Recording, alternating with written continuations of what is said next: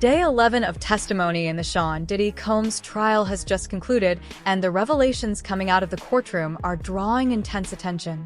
According to reports from observers inside the proceedings, federal prosecutors are considering whether to subpoena comedian Katt Williams as part of their ongoing investigation, a move that has sparked widespread discussion.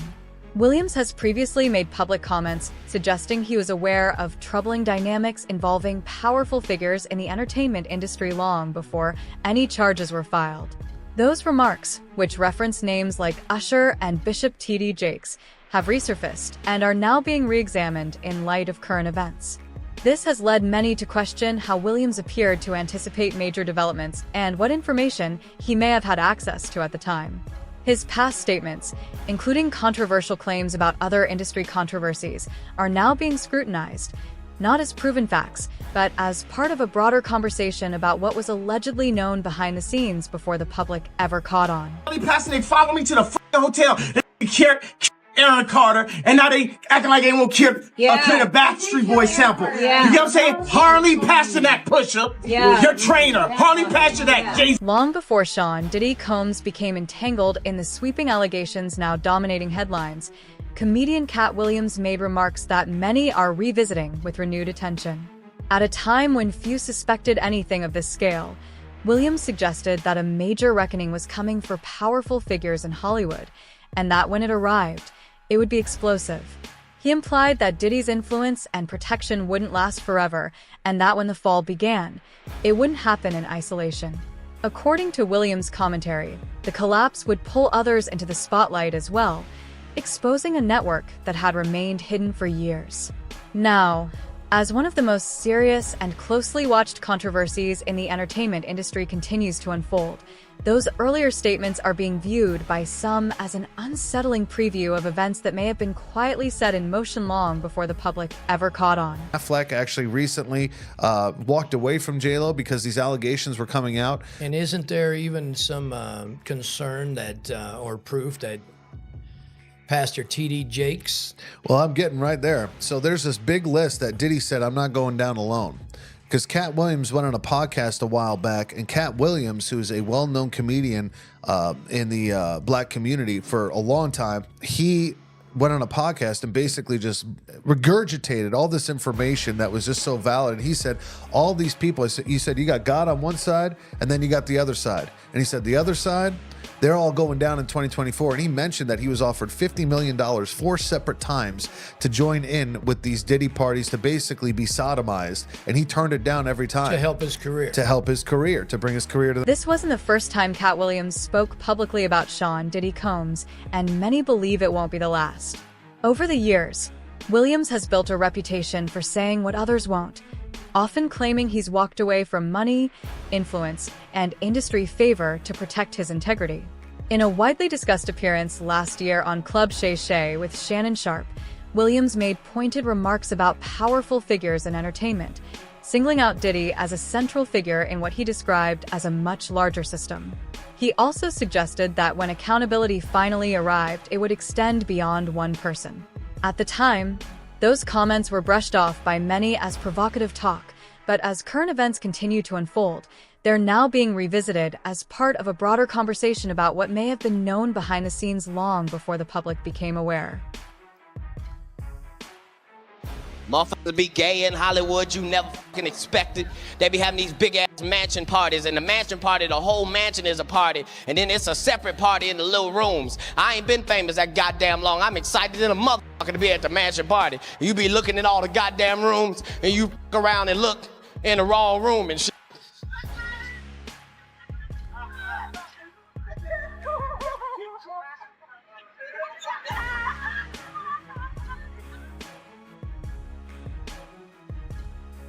Come here, come here. Is that 2 niggas kissing? Now, I've had to turn down $50 million 4 times just to protect my...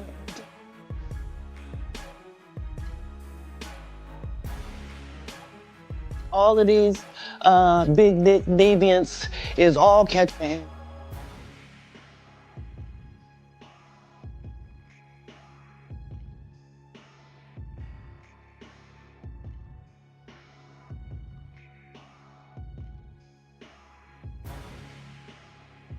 Katt Williams' predictions didn't stop with Sean Diddy Combs.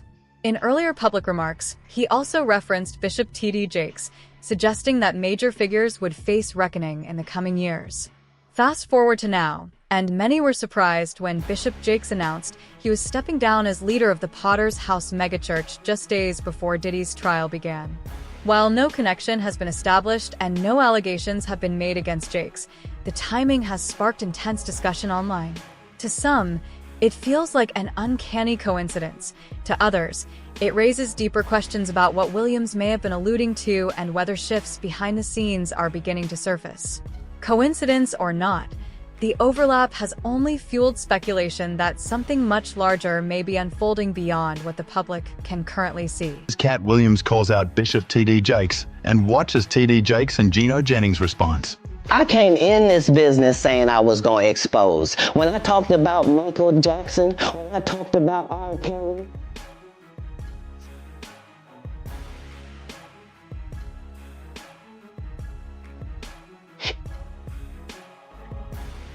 and we don't care nothing about the other side. Period.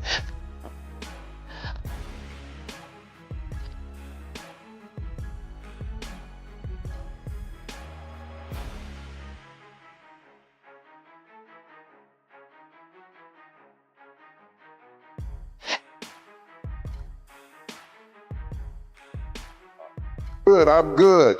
I'm fine. I'm good because I know the truth. T.D. Jakes, do not speak against homosexuality. As a shock to many in the religious community, Bishop T.D. Jakes has been a spiritual advisor to presidents and a religious voice to thousands. Now he says it's time to pass the baton to a new generation. This is a beautiful moment for me.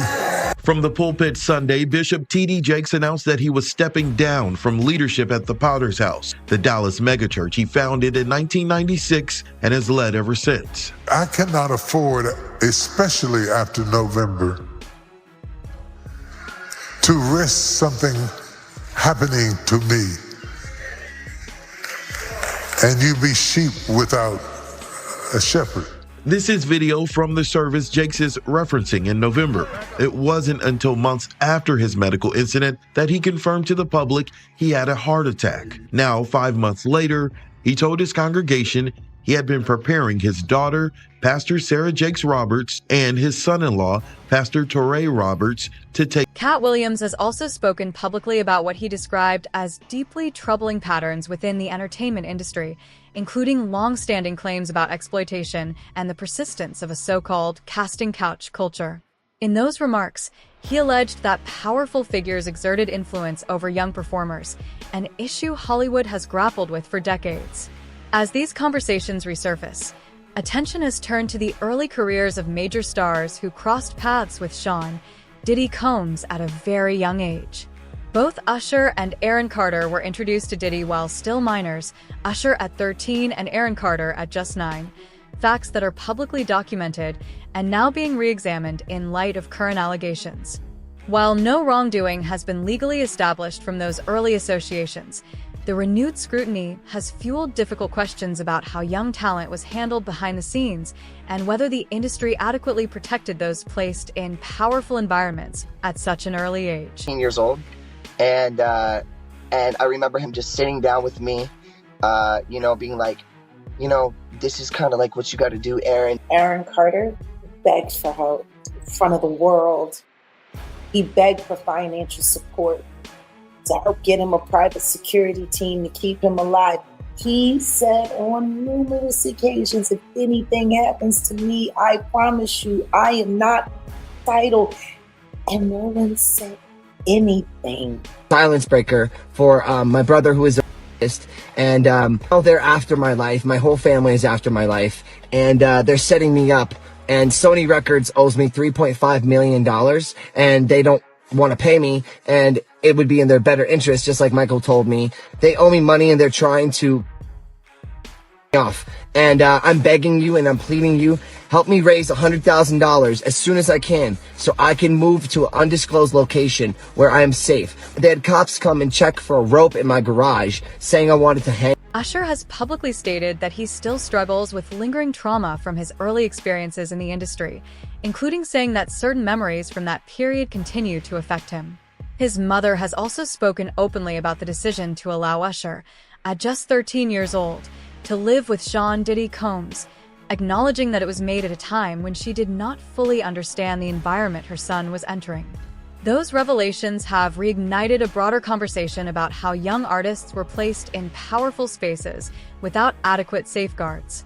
Similar questions have been raised about Aaron Carter, who was also introduced to industry figures at an extremely young age.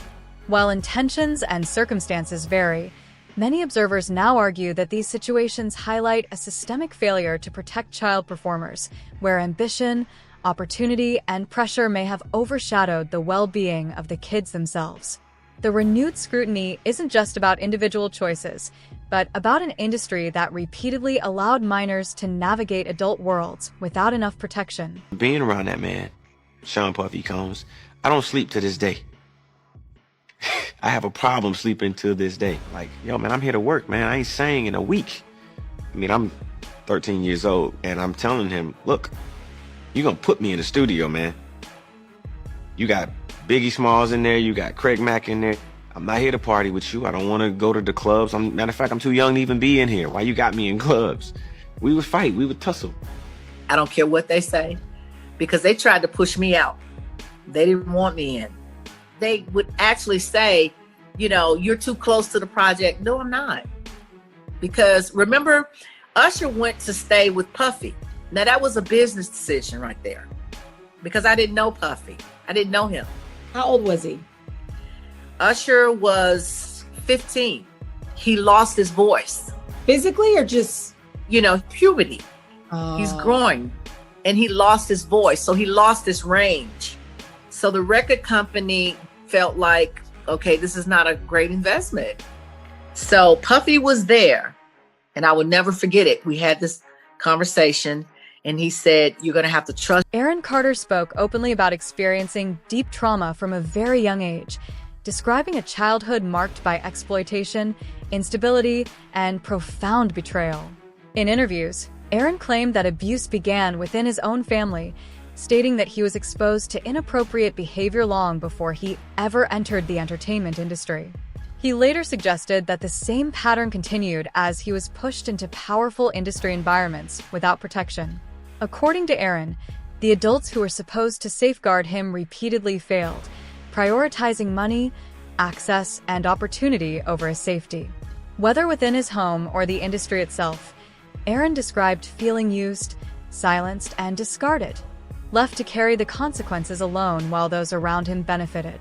His story has since become a haunting example of how child stars can be failed at every level when profit is placed above protection. Is the toughest thing to deal with. Aaron Carter dropping a major bombshell on Thursday, alleging on Twitter that his late sister Leslie, who died in 2012, sexually abused him when he was a child. In a series of tweets, the singer explained, quote, "My sister raped me from the age of 10 to 13 years old when she wasn't on her medications." He also alleged, "I was abused not only sexually by her, but by my first two backup dancers when I was 8 years old, and my brother abused me my whole life." ET has reached out to Nick Carter for comment. Aaron claims the abuse question came as a result of his late sister Leslie's mental health issues. He says she suffered from bipolar disorder and took lithium to treat it, claiming that when she was not on her meds, she did things that she never meant to do. As a result, Aaron says he spent the last 15 years of his life going to therapy. I go on my Twitter and I see people saying, "You look like you have AIDS, you should go die." I don't understand how I dedicated 22 years of my life to my fans, and now they turn on me. Do you regret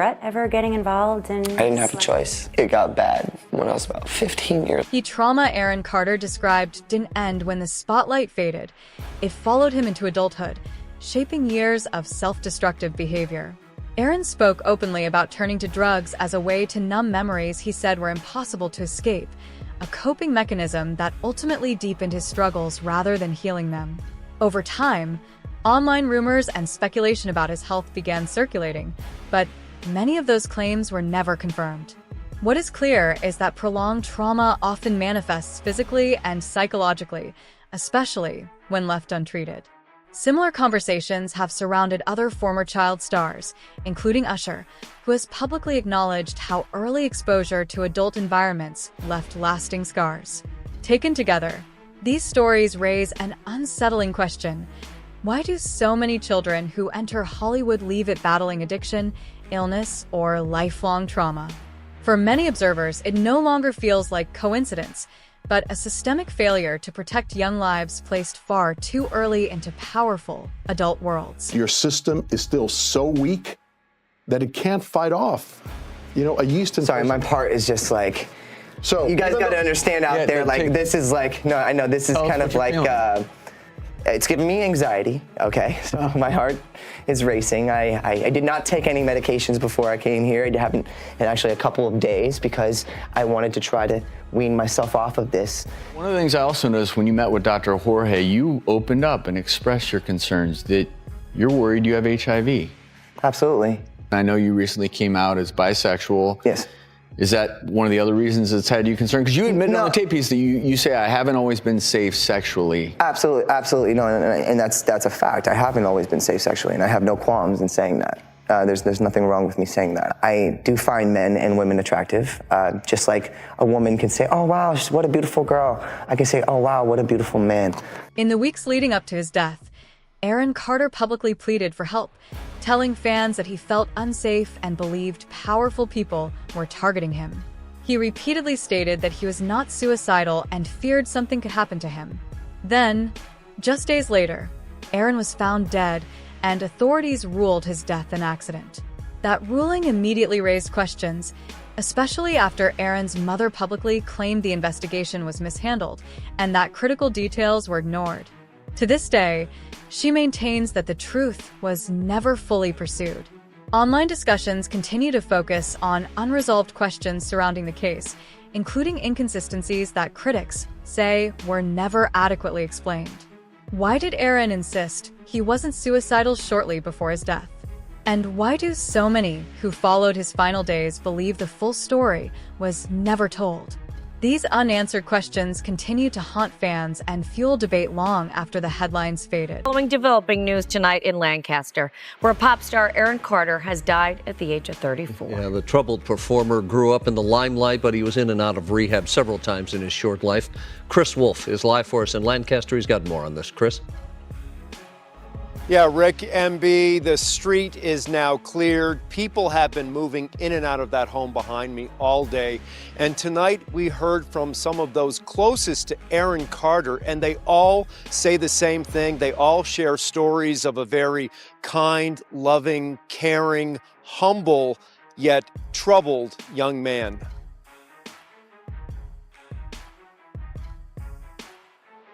It's the tragic death of a young performer, and now family, friends, and fans around the world are suffering the loss.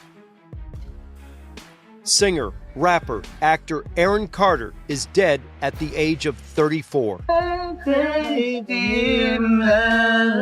my God. Carter's close friend and stylist shared this video of a recent birthday celebration for Carter's fiancée, Melanie Martin. She is also the mother of their 11-month-old son, Prince. It's very painful, very, very painful. I talked to him 2 weeks ago. He was at the dentist and he FaceTimed me. He said, come over. And I said, I have work to do. I wish I could have just go see him at least one more time. LA County firefighters say they received a call about a drowning. The LA County Sheriff's Department says a house sitter called 911 around 11 a.m. Saturday to report a man unresponsive in his bathtub. It was Carter. Aaron Carter's mom has made a pretty remarkable decision. She has decided she wants the world to see the death scene, where the bathroom where Aaron was found dead. And the reason for this is she is calling out the police and feels like they did not do a proper investigation here, because she is certainly insinuating that there may have been foul play involved in Aaron Carter's death? Oh, well, the first day, I mean, I got a call. The first thing, I got a call from my daughter, Angel, and she said that Aaron was found in the pool. So then I found out later that he was found in a tub, and it just, everything, the stories just kind of kept changing. According to the official police report, no foul play was suspected in Aaron Carter's death, and authorities ultimately ruled it an accidental overdose. However, that conclusion has continued to raise questions among family members and fans. Critics have pointed to unresolved details they believe were never fully explained, including the circumstances surrounding where Aaron was found and how events unfolded that night. Aaron's mother has since publicly called for a renewed investigation, arguing that key aspects of the case were mishandled and that certain procedures may not have been properly followed. She has also questioned reports of a welfare check that allegedly occurred shortly before his death, saying the outcome suggests it may not have taken place as described. While officials maintain their findings, these lingering inconsistencies continue to fuel debate over whether the full picture was ever uncovered. Carter was found dead in a bathtub in his home in Los Angeles last November. Since that time, TMZ has reported the LA County coroner did not find water in his lungs, meaning he didn't drown. Carter's mother, Jane Schneck, posted photos on Facebook that show the bathroom where her son was found. She wrote on Facebook, "Because of my son's mental illness and prescription drug issues, they, the cops, just wanted it to be something easy that they didn't have the time or inclination to address." Schneck wants a more thorough investigation. She wrote that her son was receiving threats from many people, and she believes there were people out there who wanted to harm him. Carter's mother, Jane Schneck, posted the photos to her personal Facebook page on Wednesday, writing, quote, "Still trying to get a real investigation for the death of my son, Aaron Carter." On November 5th of last year, 34-year-old Carter was found dead in the bathtub of his Lancaster, California home. According to posts by his mother, quote, "The coroner wrote it off as an accidental drug overdose. They never investigated it as a possible crime scene because of his addiction past." One of the photos shows the bathtub where Carter was found filled with green water. Another shows what appears to be feces smeared across the bathroom floor. A towel and some clothing items can also be seen on the floor in the photos. In one social media post, Carter's mother writes, quote, "Why are the towels perfectly placed?"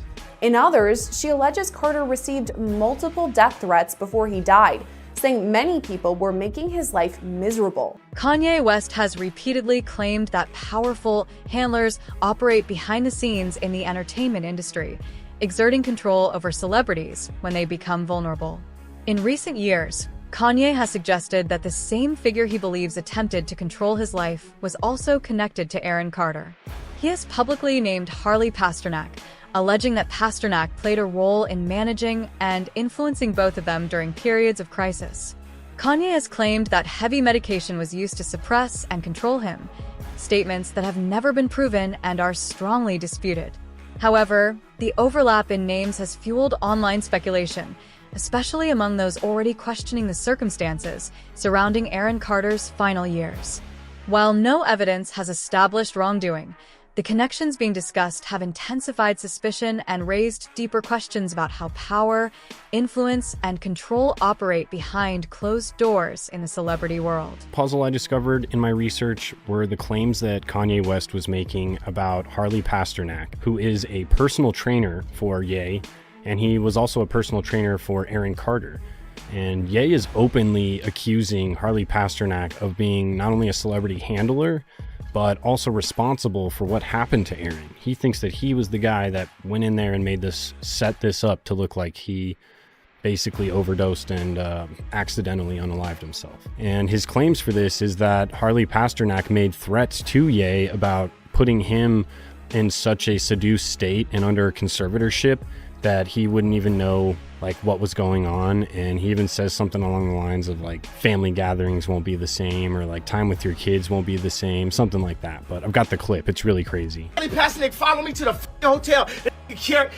Aaron Carter, and now they acting like they won't clear the Backstreet Boys sample.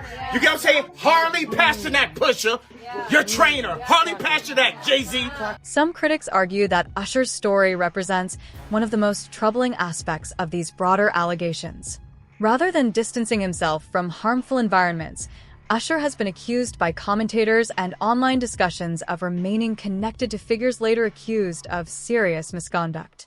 Allegations have circulated claiming that Usher introduced younger artists, including Justin Bieber, into spaces dominated by powerful industry figures, claims that have never been proven and are strongly disputed. In separate legal filings and interviews, Cassie has referenced other celebrities being present during abusive situations, statements that fueled speculation about who may have witnessed troubling behavior without intervening. While no court has found Usher guilty of any wrongdoing, critics argue that silence, proximity, and failure to act raise difficult questions about accountability in Hollywood. Whether proven or not, these allegations have intensified scrutiny around who enabled harmful systems and who may have looked away as they continued. They wouldn't let him. Actually, someone made reference to the fact that Diddy trying to get at Bieber the way he was trying to get at Bieber was looking a little predatory. And then Usher came in and discovered it and managed him and got custody of him and promised to look after him. And then he sent him to the diddler. Does that sound like a good guy? It's horrible. Does that sound like a good guy? Now that we know what Diddy's really like, what kind of fucking asshole do you gotta be to take another boy, another talented boy, and put him in your place so it ain't gotta be you no more? Because that's what pedophiles do. They get victims, and then once they get to a certain age and they get too old for them to enjoy them, they send them out to go get other young kids. Now, if Usher is a procurer, and if Usher knew what was gonna happen to any of those young children that he took to the Flavor Freak off, is he a good guy? Especially considering what happened to him, especially considering that he sat Howard Stern, and Howard Stern said, would you send your kids to Puffy's Flavor Camp? And his immediate response was, hell no! So it's good enough for everybody else's kids, but it's not good enough for yours. Dawn Richards says she wasn't alone in witnessing Sean Diddy Combs' abuse. During her second day of testimony in the music mogul's federal trial, the 41-year-old described an alleged 2010 incident of Combs punching then-girlfriend Cassie Ventura at a West Hollywood, California restaurant, and said Usher was also a witness to the event. During her testimony May 19th per NBC News, which had a reporter in the courtroom, she said, quote, Mr. Combs punched Cassie in the stomach. They were having a private conversation, and then he punched her in the stomach. She immediately leaned over and left. In addition to Usher, Richard, who was a member of the girl group Danity Kane, which was formed on Combs' show Making the Band in 2004, alleged that other musicians, including singer Neo, record exec Jimmy Iovine, and rapper Big Daddy Kane were present as well. When Richard and Ventura got into a car to leave after the alleged restaurant incident, Richard said another physical altercation took place between Combs, who has pleaded not guilty to all charges, and his then-girlfriend. She continues in her testimony, quote, we got in the car to head back to her house. Combs grabbed her, slapped her, popped her in the mouth, and told her to shut the f*** up. Everyone was quiet. As you might expect, Justin Bieber has firmly denied any claims that he was personally abused. According to statements from his representatives, they acknowledge that harmful behavior existed behind the scenes within the industry, but insist that Justin himself was never a victim. That response, however, has sparked new questions rather than closing the door. If his team maintains that real abuse was occurring around him, how did they become aware of it? And what exactly was happening in those environments? For many observers, this statement raises as much uncertainty as it resolves, adding yet another layer to an already complex and deeply troubling conversation about what went on behind closed doors in the industry. Justin Bieber breaking his silence on the ordeal after months of speculation over their one-time relationship. His rep telling ET, although Justin is not among Sean Combs' victims, there are individuals who were genuinely harmed by him. Shifting focus away from this reality detracts from the justice these victims rightfully deserve. Bieber's questionable connection to Diddy piquing interest online as the rap mogul's indictment for sex trafficking and racketeering charges, which he denies, made headlines. Old clips of the two hanging out while Justin was underage resurfacing. Hey, let's just go get some girls. Let's go get some girls. A man after my heart, that's what I'm talking about. We hit him like this, so me and you walking, we hanging out, a little later on the night after the Usher concert. Yeah. There's also this old Jimmy Kimmel Live segment, adding to fan fears about what might have gone down with Diddy. Got me a Lamborghini. Yeah. Oh, well, that's nice. I haven't gotten it yet, though. When is that coming, that Lamborghini? We talked about this last He time. had the Lamborghini for a day or two, and he had access to the house, and he knows better than to be talking about the things that he does with Big Brother Puff on national television. Oh, apparently not. Everything ain't for everybody. This all comes as Bieber's followers are worried for him, the singer's erratic social media posts causing concern week after week, the Beliebers asking if what he's seen behind the scenes of the industry. Usher has publicly reflected on a period of his childhood when he spent time living in close proximity to Sean Diddy Combs, an experience he later described as deeply inappropriate for someone his age. In interviews, including a widely discussed appearance on The Howard Stern Show, Usher recalled being exposed to adult environments at just 13 years old, situations he has said he was far too young to be around. He spoke about being introduced to highly sexualized spaces and experiences that left a lasting impact on him. While Usher has not framed these memories using legal terms, his own words have led many to question why a minor was ever placed in such environments in the first place. As these comments resurface, they have intensified broader concerns about how young artists were exposed to adult worlds without protection and the long-term consequences that exposure may have carried. Moved to New York City, and I lived with Sean Puffy Combs for a year. That's the crazy thing. Now, that was L.A. Reid's idea, right? We're sending you over to something called Puffy Flavor Camp. There you go. To learn Flavor Camp. Yeah, Flavor that's what it Camp. was called. And you're going to go to Puff Daddy's. He's going In the 90s, do you understand what that's like? Puffy's place was like just filled with chicks and orgying like nonstop, right? No, not really. I Come mean, on. but hey, it was curious. I got a chance to see some things. Yeah, but you were 13. What were you seeing? I went there to see the lifestyle, Right. And I saw it, and it was, but I don't know if I could indulge and understand what I was even looking at. It was pretty wild. It was, So it was nobody crazy. tried to, some woman didn't come along. I didn't and- say that. Okay. I didn't say that. What I did say is that there were very curious things taking place, and I didn't necessarily understand it. Biggie Smalls was there. Biggie Smalls was there. Lil' Kim, Craig Mack. All these people are hanging around. Yeah, man. Faith Evans, And your parents Jodeci, were Mary J. okay? Blige. They didn't know nothing about this shit. Oh. I was having a good time. You know what I mean? Does he have you doing any chores? Are you doing dishes at all? I mean, to keep you humble somewhat? Or are you just like, can you stay up till 4 a.m. with them and party? I mean, I could. I Yeah. actually stayed up longer than them. And do you have money? What's going on? I mean, I had like per diem. Yeah. I had like, What like a a living. life. Yeah, it's pretty crazy. 14 years old. You're a dad now. Would you ever send your kid to Puffy Camp? Hell Interview 15. According to claims circulating from individuals who once moved within Diddy's inner circle, including remarks attributed to Gene Deal, there is speculation that Usher is aware of troubling experiences from his early years, but has chosen not to speak publicly about them.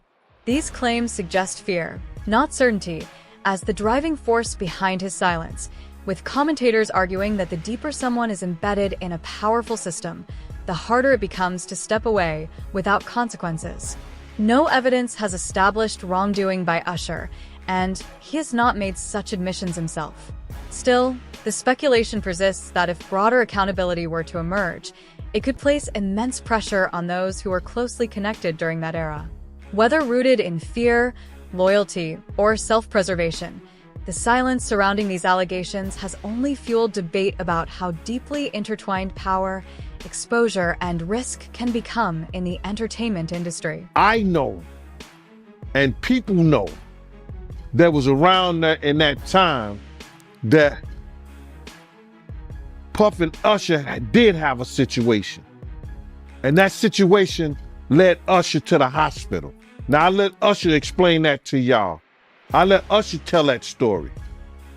But how dare you say a man that groomed you, you gonna give him a pass? Bruh, you know I know.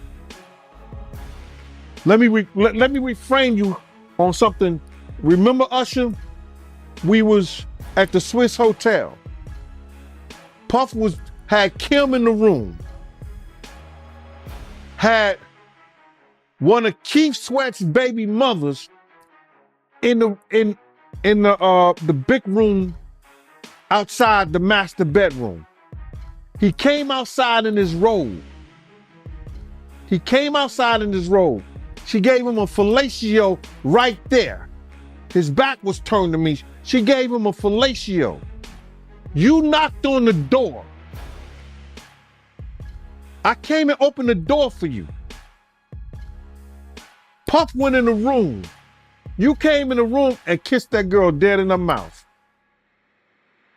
Now I'm telling that because you taking up for somebody that you know and a lot of more people know didn't do you right. Day 11 of testimony in the Sean Diddy Combs trial has concluded, and attention is now turning to who federal prosecutors may call next.